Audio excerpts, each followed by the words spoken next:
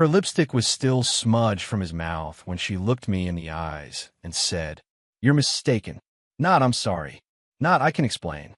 Just those two words, like a verdict I never got to argue.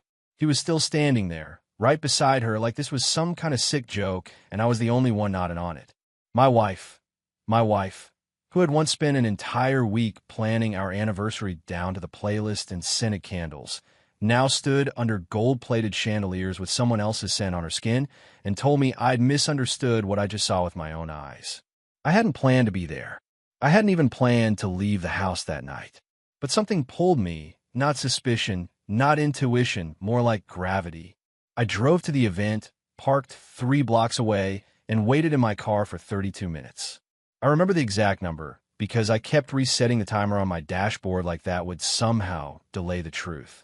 I finally walked into that marble ballroom like someone walking into a fire they know will burn them. And oh, did it burn? She didn't see me at first. She was too busy leaning into a man I'd never met. He had his hand on the small of her back, my spot. His laugh was easy, confident, familiar with her. Their champagne glasses clinked too casually. Her smile bent in ways it hadn't for me in months.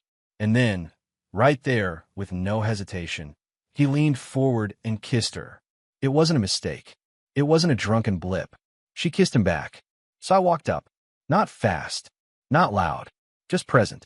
And I said the only thing I could say without falling apart. "You just destroyed our marriage." And she, Eloise, blinked like I'd said something absurd. Like I'd confused the weather or forgotten what day it was. "You're mistaken," she said softly, as if I were the one who'd made a fool of myself in front of her. Then she turned her attention back to the man. Just like that. "No te has. No he pas no chasse." That's when I realized she hadn't been caught off guard. She had simply stopped caring whether or not I saw. I didn't leave immediately. I stood there, frozen in that ballroom like I'd wandered into the wrong life. People were walking past me in glittering gowns and polished shoes, brushing against my shoulders as if I was just part of the decor. The music kept playing, some jazzy rendition of an old Sinatra song, cheerful and indifferent to my world collapsing in slow motion. Eloise didn't chase after me. She didn't call out my name. She didn't even glance back. She kept talking to him like nothing had happened. They drifted toward the bar, and I just stood there clutching the little envelope I'd brought with me, an anniversary card I'd written that morning. It had a dumb joke on the front and a message inside that said, "Still choosing you, even when life gets boring." I had no idea I'd be standing in a room watching her choose someone else. I eventually walked out, but not before some young guy in a silver blazer offered me a flute of champagne and said, "You look like you could use this, man." He had no clue. No one did. Outside, the air was cold and sharp. It made me feel awake in a way I hated. I didn't go home. I walked. I walked until my feet hurt. Past bars full of laughter, past parked cars steamed up with strangers hooking up, past a bakery that still had its lights on. Everything was alive, moving forward. Meanwhile, I couldn't get past her eyes when she said those 2 words, "You're mistaken." What did that even mean? Did she mean I was mistaken about the kiss? Mistaken about our marriage? Mistaken about the idea that we had anything left? I started spiraling into that place where every memory gets poisoned. You know that place? Where suddenly every girl's weekend feels suspicious. Every late meeting. Every moment she smiled at her phone and said, "Oh, just a funny reel." By the time I got home, around 2:20 in the morning, the house was still and cold. Her car wasn't in the driveway. I thought maybe she was staying with a friend, or maybe she was with him. That thought made my stomach tighten, but I didn't cry. I just sat on the living room floor, turned off all the lights, and listened to the silence. There was a note on the counter. Not handwritten, typed, printed, left deliberately.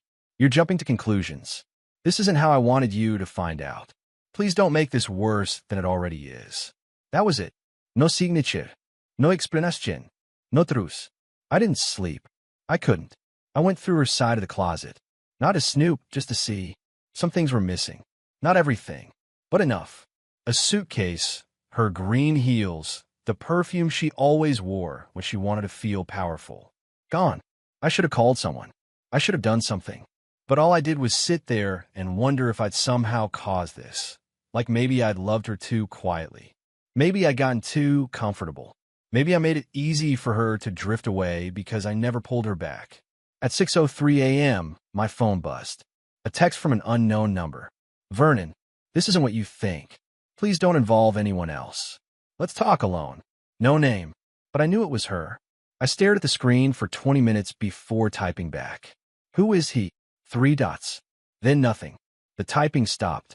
I sat there like a fool, watching that little bubble disappear like it took the last of my dignity with it. She still hasn't answered, and I still haven't told anyone.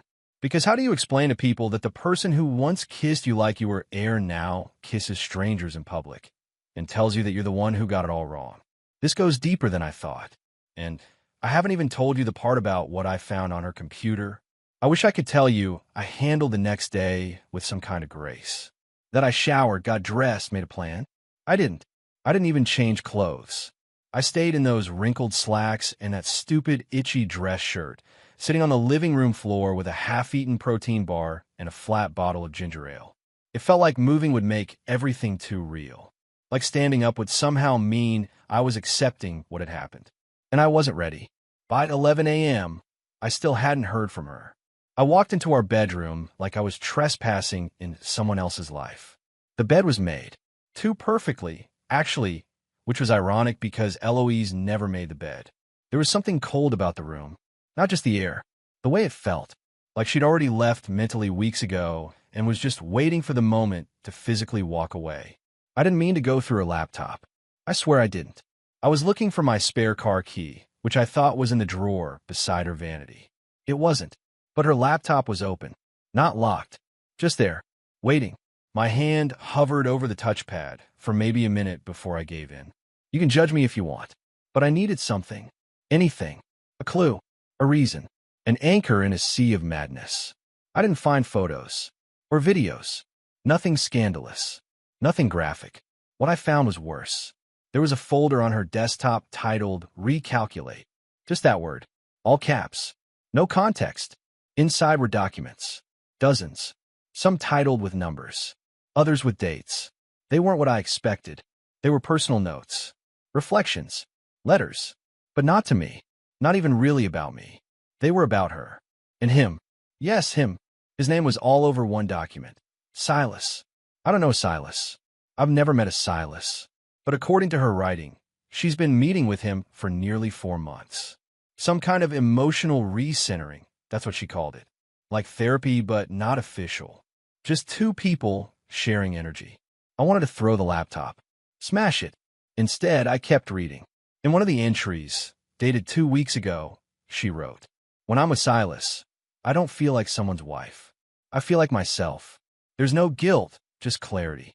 I know Vernon loves me, but his love feels like a blanket I can't breathe under anymore.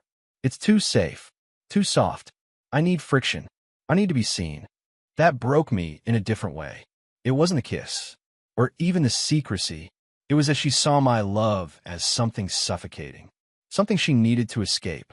And I hadn't even realized I was holding her down. That night at the gala, it wasn't an accident. It was a decision, a calculated, final move in a game I didn't even know I was playing. I copied everything, every file. I don't even know why.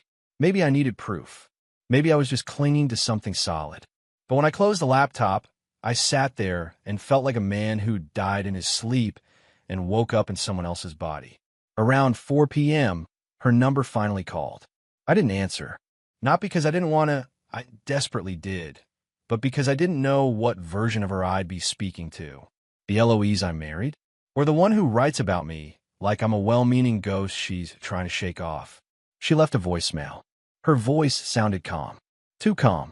"Vernon, I know you're hurting. I want to talk. No more confusion. I'm ready to be honest now, but only if you're ready to hear it. No yelling. No questions. Just truth. Let me know." I didn't call back. Instead, I sat in the hallway outside our bedroom, the one we painted together 7 years ago, and stared at the walls while the sun went down. At one point, I think I whispered, "Who are you?" out loud. And the terrifying part was, I wasn't sure who I was anymore either. I agreed to meet her. Not because I was ready. I wasn't. but because the silence had started to feel more dangerous than the truth. There's something about unanswered questions that rots a person from the inside, and I was already falling apart quietly. I figured if I was going to be broken, I at least wanted to know what had shattered me. We met at a diner just outside town. Not some fancy cafe or hotel lobby. A small place with sticky menus and cracked vinyl booths. I think she picked it on purpose, somewhere neutral, too plain to make memories in. I showed up 10 minutes early. She walked in exactly on time. That used to be one of the things I loved about her. Eloise was never late, never flustered, always collected. Now it just made her feel more distant. She looked different, not just in the way people physically change when they're hiding things, but her posture. The way she didn't scan the room for me, because she already knew where I'd be. It was like she expected to find me exactly where she left me. Waiting. She sat across from me without saying a word. The server came over, and she ordered coffee. I didn't order anything. I couldn't. My stomach had been a knot for days, and the idea of sipping something while she told me why she'd kissed another man felt grotesque. I waited. She didn't rush. She stirred her coffee like this was a normal Tuesday. Then she finally spoke. "I didn't lie to hurt you," she said. "I lied because I didn't know how else to escape without lighting the whole house on fire." I said nothing. I didn't trust my voice. She continued. "I never cheated, not physically until that night. Not once. Not before that. I know that doesn't make it better, but you need to hear it. The kiss, that was a beginning for me, not the end of something. Ich blinkte her. You kissed a stranger in front of me. Silas isn't a stranger," she said quietly. "You just didn't know him." I felt my hand curl into a fist on the table, not in anger, but in panic. She was talking like I was the outsider in my own marriage. I met him at a retreat. For clarity. A reset thing. "You knew I went," she added quickly, as if defending herself. "It wasn't secret. He was a facilitator." "You kissed a therapist?" I asked, the word already making me feel stupid. She shook her head. "He's not a therapist." It wasn't like that. It started after the sessions ended. Months after. And it wasn't just a kiss. She looked me in the eye then, and I wish she hadn't. I wish she'd looked away or down or anywhere else, because what I saw in her expression wasn't shame. It was relief, as if confessing this was her first honest act in months. "You want to know why?" she asked. "Because I felt alive again." With him, I laughed. I didn't feel like I was dragging someone through life. I didn't feel like someone's habit.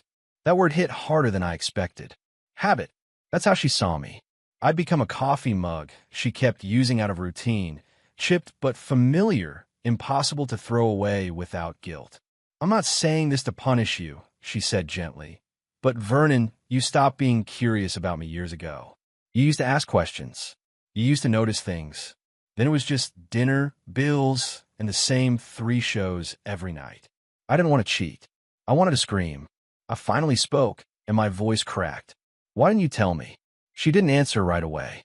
She looked out the window like she was trying to find a softer version of this world before responding. "Because I knew you'd try to fix it, and I didn't want to be fixed. I want to be different. I didn't want to be yours anymore." I should have yelled. I should have stormed out. I did neither. I sat there and nodded like she was reading me the weather. She reached into her purse and pulled out an envelope. My name was on the front. In her handwriting, she slid it across the table. "I wrote this before the gala. In case you found out." I didn't touch it. "I'm not asking for forgiveness," she said. "I'm not even asking you to understand. I just need you to let me go the way I let go of us a long time ago." She left before I could respond.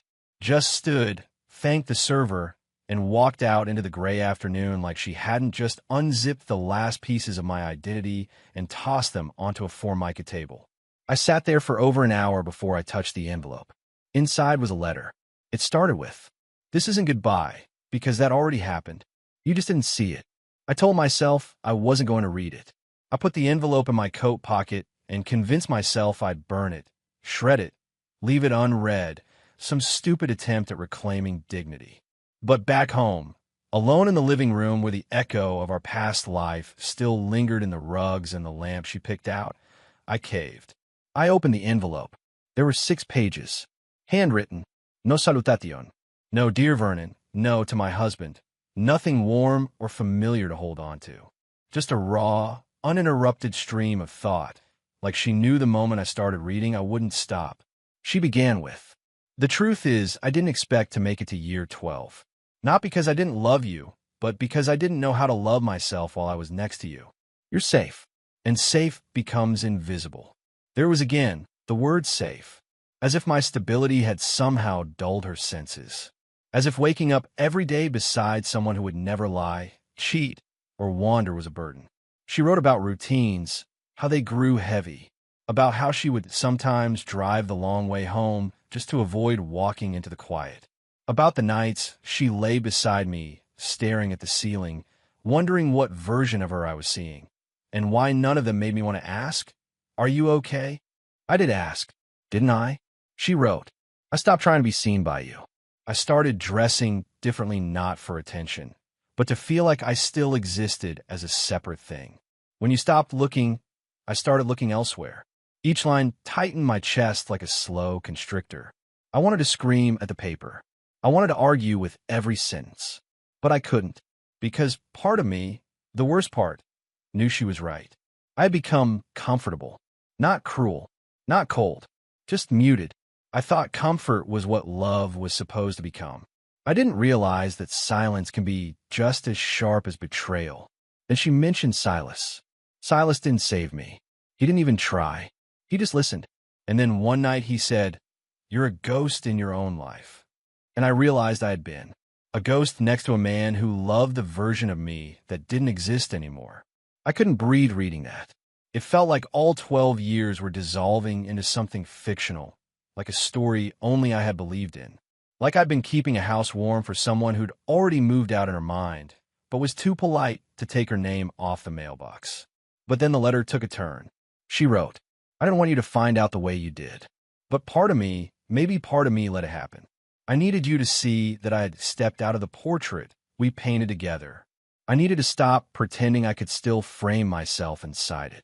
And then, halfway down page 4, "But there's something else I never told you. Something I buried deep enough to forget. Until recently." I sat up. My pulse actually spiked. 2 years ago, when I said I was in San Diego for that marketing summit, I wasn't. I was in Boulder, with Silas. It was the first time. It didn't start physical, but it ended that way. I told myself it was a one-time release. But I lied. To you. To him. And worst of all, to myself. I dropped the letter. So it had started then, not months ago, not weeks ago, not recently.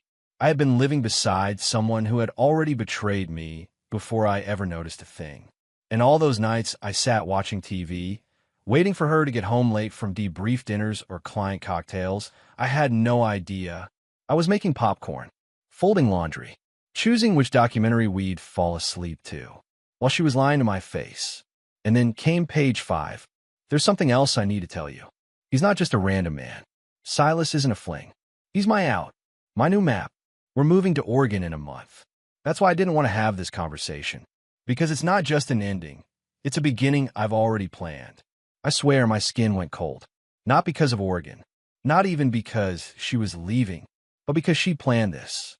She was halfway out the door, already picturing her new life, while I still thought we were struggling to reconnect. I looked around our living room. The blanket she always curled up under. The framed photo from our trip to Maine. The key hook by the front door. All of it felt like a museum exhibit. Relics of a life curated by one person while the other didn't know the tour had ended. The last page was short.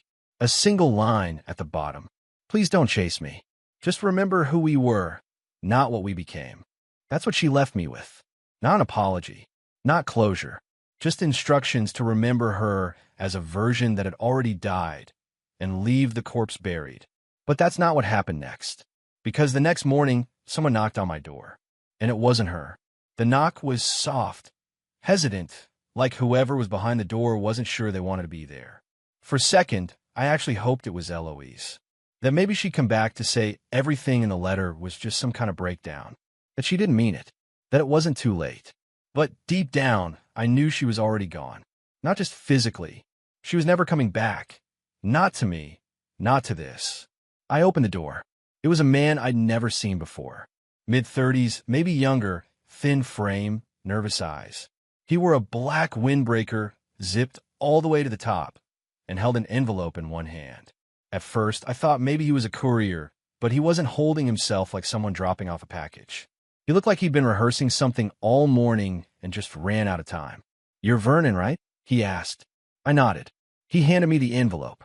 "I wasn't supposed to come here, but you deserve to know." Before I could ask anything, he turned and walked back to a silver Honda parked 2 houses down. I stood there for a minute, staring at the envelope, then back at the car as it pulled away. I hadn't even asked his name. My hand was shaking by the time I closed the door. Inside the envelope was a single piece of paper. No return address, no heading, no explanation. Just a printed note in plain typeface, like it had been written on some ancient office computer. "Silas isn't who she thinks he is. He's done this before. You're not the first husband, and she's not the first wife." There was an address scribbled at the bottom in pen. No city, just a street and number. I Googled it. It was real. 2 hours north, a small town outside Terre Haute. My heart started pounding.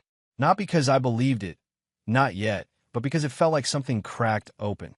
Some hidden layer under all this pain. And once I saw it, I couldn't unsee it. Was this more than an affair? I sat on it for the rest of the day. Stared at that address on and off, like it was a lit fuse. I didn't know what I was chasing, the truth, revenge, answers, or just something to focus on besides my own failure. But by evening, I'd packed a small bag and was on the road. The drive was slow, quiet. I didn't even play music, just the hum of tires on asphalt and the occasional voice in my head replaying everything Eloise had said in that diner. Every sentence now felt heavier, suspicious, like it had double meanings I hadn't caught in the moment.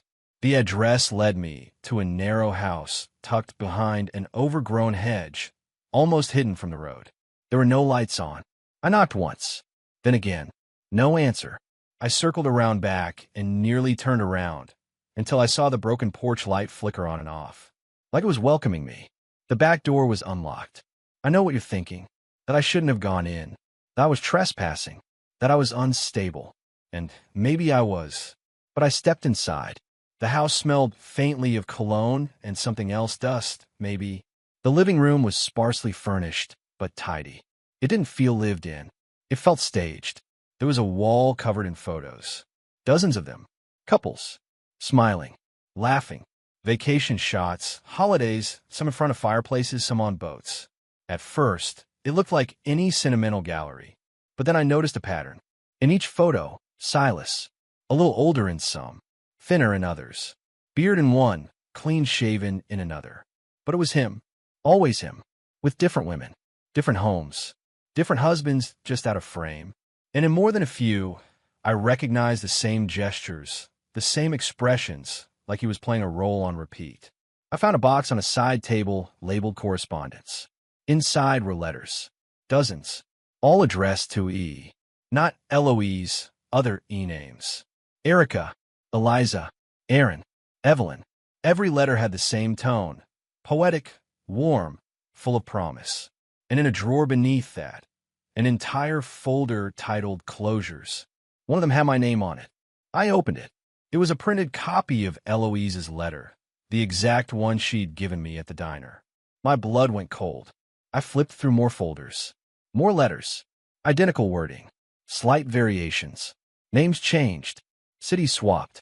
But the framework, the emotional logic, the justification, the language was the same. It hit me all at once. This wasn't organic.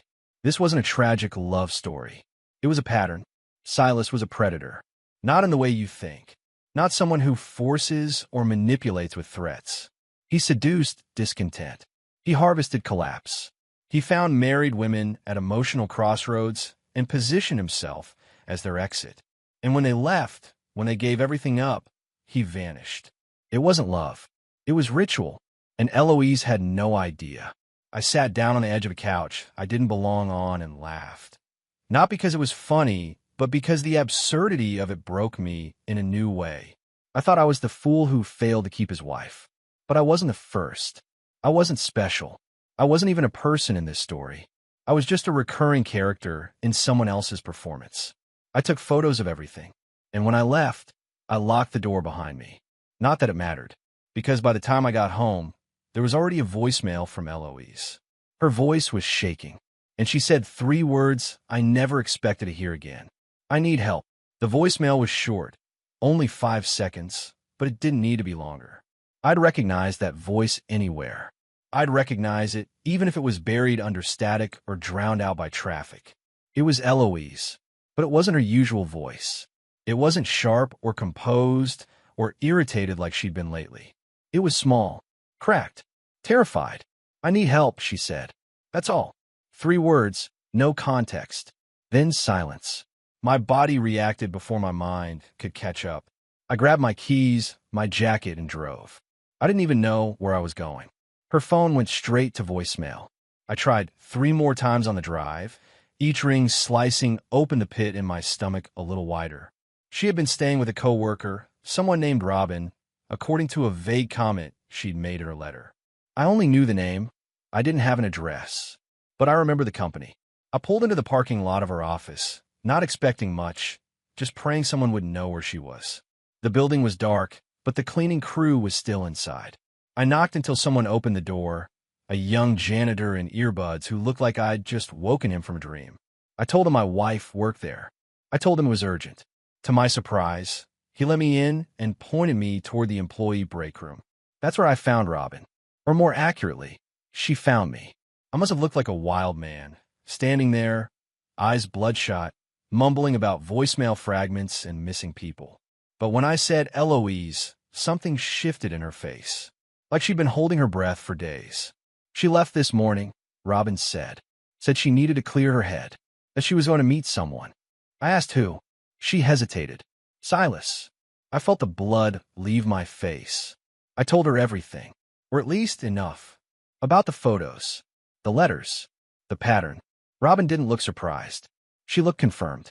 Then she told me something I hadn't expected. Eloise found something in his car yesterday. A burner phone. She didn't tell me what was on it, just that it made her feel sick. She said she thought he'd been hiding more than just women. More than women? I asked if she meant other relationships. She shook her head. No, I think she meant something darker. She said, what if I wasn't special? What if I was just next? Those words froze me. Robin gave me the name of a cabin up north. Silas apparently used it often, told Eloise it was his retreat center. My hands trembled as I punched the coordinates into my GPS. It was nearly midnight, but I didn't care. I needed to find her. I needed to get there before she slipped further into whatever this was, or before he took her somewhere even I wouldn't be able to reach. The road was pitch black, the kind of black that swallows headlights. My mind was racing faster than the car. I was terrified, not just for her, but of what I'd do if I found them together. Not because I wanted revenge, but because I was afraid I wouldn't feel anything at all. The gravel crunched under my tires as I approached the cabin. It was quiet, too quiet. I turned off the engine and sat there for a moment, listening. Then I saw the flicker of light from inside. One window, dim and unsteady, maybe candlelight, maybe a lantern. I stepped out of the car, my feet sinking slightly into the soft dirt. My heartbeat felt like it had moved to my throat. I knocked on the door once, twice. Nothing. Then a shuffle, a creak. It opened a crack, and there she was. Eloise, mascara-streaked, hair wild, hands trembling. She pulled me inside without a word and locked the door behind us. Where is he? I asked. She didn't answer, just pointed. Silas was lying on the floor of the cabin, unconscious, breathing but barely. A bottle of pills spilled across the floor, an empty bottle of gin beside it. There were photos scattered everywhere, but they weren't just of women. Some were of men, elderly, young, even children. None of them were labeled. None of them looked recent. I looked at Eloise. She was crying now, not pretty tears, deep, guttural sobs that came from some place far beneath shame. I didn't know, she whispered. I swear, Vernon, I didn't know. I believed her, because I could see it in her eyes, that moment when the fantasy finally cracks and you realize the person you thought could save you is never even real. I called 911. As we waited, she told me everything. She'd gone through his bag after seeing a message pop up on his burner phone that read, "Do you want to start again?" I can be someone else this time. She searched the phone. There were texts, hundreds of them, not just to women, but to people he had pretended to be. Fake names, fake voices, fake jobs. He was a chameleon, a manipulator, maybe worse. But Eloise hadn't left because she wanted someone dangerous. She left because she felt empty, and he filled that emptiness with lies so carefully crafted that they looked like hope. I held her as she cried, and somewhere in that moment, I realized this story stopped being about betrayal a long time ago. It was about identity, about how people lose themselves, about how I'd spent so long being afraid to be enough that she went searching for someone who looked like clarity but was actually chaos in disguise. The ambulance came quietly, as if even the sirens didn't want to disturb what we'd just gone through. Silas was loaded onto a stretcher, unconscious but stable. The paramedics asked questions. We answered. The deputies arrived minutes later and began photographing the cabin, collecting evidence, the burner phone, the photos, the bottle, everything. Eloise sat on the porch steps with a blanket around her shoulders, still shaking. I sat beside her, not touching, not speaking, just being there. The night was impossibly still. The sky above us was ink black, the stars scattered like tiny exit signs reminding us there was still a way out of this mess. One of the officers came over with a clipboard and said, "He's got priors in 3 states. Fraud, identity theft, manipulation of vulnerable adults. Nothing stuck before, but what we found tonight might." He looked between the two of us. "You did the right thing calling this in." And just like that, Silas wasn't a mystery anymore. He was a pattern, a man who perfected the art of emotional mirroring, of becoming whatever someone needed just long enough to convince them to give up their lives. And when they did, he vanished. He wasn't dangerous in the cinematic way, but in the subtle way, the kind that erodes your sense of self before you even realize what's missing. By the time we got back to town, it was nearly 4 a.m. I offered to drive her back to Robin's place, but she shook her head. "Can I come home for a while?" she asked. Home. It still existed in her vocabulary. That word sat on the edge of my chest like a question I hadn't been ready to hear. We didn't speak much on the drive. The silence between us wasn't angry anymore. It felt fragile, respectful, and maybe, just maybe, it was something closer to peace.